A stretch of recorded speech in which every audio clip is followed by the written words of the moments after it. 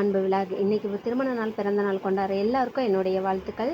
இன்றைக்கி நான் ஒரு விஷயத்த நோட் பண்ணேங்க. எப்பவும் போல தான் நான் எந்திரிச்சு வந்தேன். ஆனால் இன்றைக்கி ஒரு விஷயத்த என்ன நோட் பண்ணேன் அப்படின்னு பார்த்தீங்கன்னா, நமக்கே தெரியாமல் ஒவ்வொரு நாளைக்கு சேடாகவும் இருப்போம், ஹாப்பியாகவும் இருப்போம்.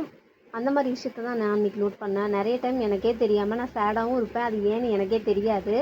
காரணம், ரீசன் எதுவுமே எனக்கு தெரியாதுங்க. இன்றைக்கி பார்த்தீங்கன்னா என்னோடய நாளை நான் ரொம்பவே சுறுசுறுப்பாக தான் ஆரம்பித்தேன். இது போன சண்டே டிபார்ட்மெண்ட் ஸ்டோர்லேருந்து இடியப்ப மாவு வாங்கிட்டு வந்திருந்தேன். அது ஒரு பாக்ஸுக்குள்ளே போட்டு வச்சுருந்தேங்க. நான் பாக்ஸ்குள்ளேயே போட்டுட்டு அப்படியே நான் பாட்டுக்கு கிச்சனுக்கு வந்தேன்னு வச்சுக்கோங்களேன், என்ன சமைக்கிறதுன்னு தெரியாமல் முழிச்சிட்டு வந்திருப்பேன். இதை நைட்டே வெளியில் எடுத்து வச்சுட்டேன்.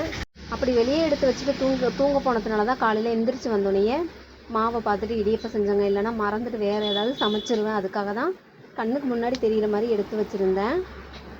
இன்றைக்கி லீவ் அப்படிங்கிறதுக்காக நான் 7 மணிக்கு தாங்க எந்திரிச்சேன். நிறைய பேர் சொல்லுவாங்க 7 மணி வரைக்கும் அவள் தூங்குறா அப்படின்லாம் சொல்லுவாங்க. ஏன்னா நம்ம உழைச்சா தான் நமக்கு காசு கிடைக்கும். அந்த மாதிரி நம்ம ரெஸ்ட் எடுத்தால் தான் நம்ம உடம்பு நல்லாயிருக்கும். இன்றைக்கி ஒரு நாள் தாங்க ரெஸ்ட் எடுக்க முடியும்.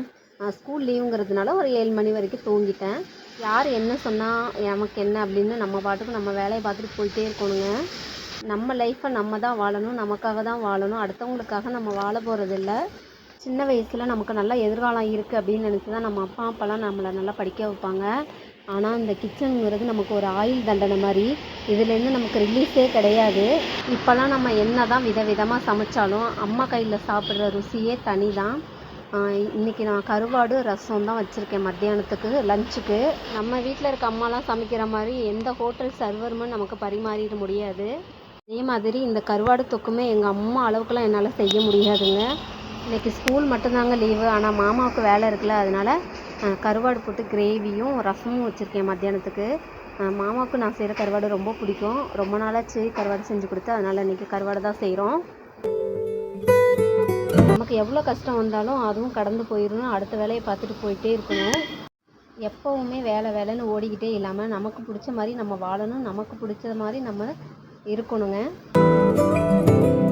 என்னோடய கடையில் பார்த்திங்கன்னா, நான் காலையில் 10 மணிக்கு கடை போய் ஓப்பன் பண்ணும்போது எப்போவுமே நான் நல்லா சாமிலாம் கும்பிட்டு தான் கடை ஓப்பன் பண்ணுவேங்க. அப்படித்தான் 2 நாளைக்கு முன்னாடியும் கடை ஓப்பன் பண்ணேன். கடை ஓப்பன் பண்ண கொஞ்ச நேரத்தில் எனக்கு ஒரு கஸ்டமர் வந்து கூலிங் கிளாஸ் வேணும் அப்படிங்கிற மாதிரி கேட்டாங்க. நான் ஸ்டாண்டில் வெளியிலே வச்சுருக்கேங்க.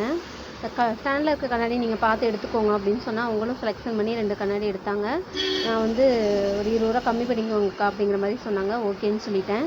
என்கிட்ட எழுதுறதுக்கு பென்னு கேட்டாங்க. நான் அந்த சைடு திரும்பி பென் எடுக்கிறதுக்குள்ளே அவங்க ஸ்கேன் பண்ணுற மாதிரி ஃபோனு பாக்கெட்லேருந்து எடுத்தாங்க. சரி ஸ்கேன் பண்ணுறாங்கன்ட்டு நான் பென்னு திரும்பி எடுக்கிறதுக்குள்ளே அவங்க வெளியில் கூட வந்தவங்க வண்டியை மூவ் பண்ணி வச்சுருக்காங்க. இவங்க வேகமாக போய் வண்டி ஏறி போயிட்டாங்கங்க. இவங்க வரும்போதே ஹெல்மெட்லாம் போட்டிருந்தாங்க. ஹெல்மெட் கழட்டாமல் தான் கடைக்குள்ளே வந்தாங்க. அவங்க யாருன்னு எனக்கு தெரியல. பிளான் பண்ணி தான் வந்திருக்காங்க, அது எனக்கு தெரியல. ஓகே, சேனல் பிடிச்சவங்க மறக்காமல் சப்ஸ்கிரைப் பண்ணிக்கோங்க. தேங்க்யூங்க.